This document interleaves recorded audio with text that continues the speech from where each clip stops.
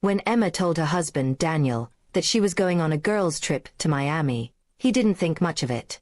They had been married for 6 years, and although things had become a bit distant lately, he still trusted her. She packed a suitcase with bright dresses, sandals, and that perfume she only wore on special occasions.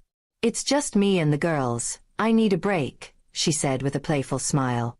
Daniel nodded, kissed her goodbye, and told her to enjoy herself.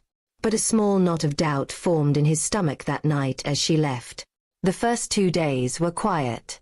Emma sent a few pictures: beach sunsets, brunches, and shopping sprees. Still, something about them seemed off. The backgrounds were different in every photo, but none of her friends appeared in them. When Daniel asked to see a group picture, she said her friends didn't like taking photos. That was strange. Her best friend, Chloe, was always the first to post selfies online. By the 4th day, Emma's messages became shorter, sometimes hours apart. She claimed her phone battery was dying or she was out exploring. Daniel wanted to believe her, but curiosity started gnawing at him. On a hunch, he texted Chloe, casually asking how their trip was going. The reply came fast and cold. "What trip?" Daniel's heart dropped. He didn't respond right away. He took a deep breath and asked Chloe to clarify. She said she hadn't spoken to Emma in weeks and had no idea she was traveling. Daniel felt his chest tighten. His mind ran wild with possibilities. Was Emma lying to him?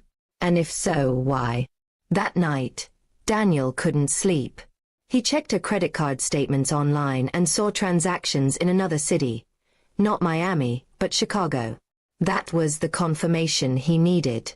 He didn't tell her he knew. Instead, he decided to wait. When Emma texted, "Be home Sunday night," he simply replied, "Can't wait to see you." Then he began his plan. He packed up her belongings carefully, every drawer, every closet space, leaving only his things behind.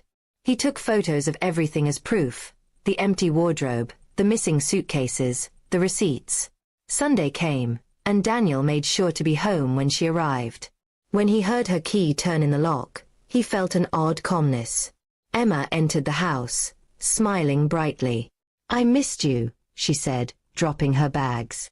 But her smile faded when she noticed the bare shelves, the missing photo frames, and the silence of the house. "Daniel, what's going on?" she asked nervously. He looked at her, not angry, just disappointed. "How was Chicago?" he asked quietly. Her face went pale.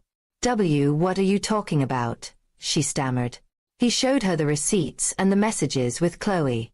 "You said you were on a girls' trip, but none of your friends knew anything about it." For a moment, she tried to deny it. Then tears welled up in her eyes. "I just needed space," she whispered. "I went to see someone I met online. I didn't mean to hurt you." Daniel felt the air leave his lungs. He wanted to shout, but the hurt had already numbed him. "You didn't just hurt me," he said. "You ended us." She begged him to forgive her, promising it was a mistake and that nothing serious happened. But Daniel had already made up his mind. He handed her an envelope, divorce papers he had prepared while she was away. "You'll find your things at your sister's house," he said. "I hope you find whatever it was you were looking for." Emma stood frozen, tears streaming down her face as Daniel walked out. She looked around the empty home that once held laughter, memories, and love. Now, it was just walls echoing her regret. She realized the weight of her choices too late, that her lies had cost her everything. Over the next few days, she called and texted him, but he never responded. He had blocked her number and moved to a new apartment across town. Friends tried to comfort her, but nothing dulled the sting of losing the man who once loved her without question. Months later, Emma saw Daniel again at a cafe by chance. He was smiling, talking to a woman she didn't recognize. He looked peaceful, lighter. She wanted to go over to say sorry again, but stopped herself. She realized that while he had moved on, she was still trapped in the moment she chose to lie. That girl's trip had cost her not only her marriage but also the man who had believed in her when no one else did. And as she walked away that day, she finally understood the meaning of the shock she'd received. The painful realization that trust, once broken, can never truly be rebuilt.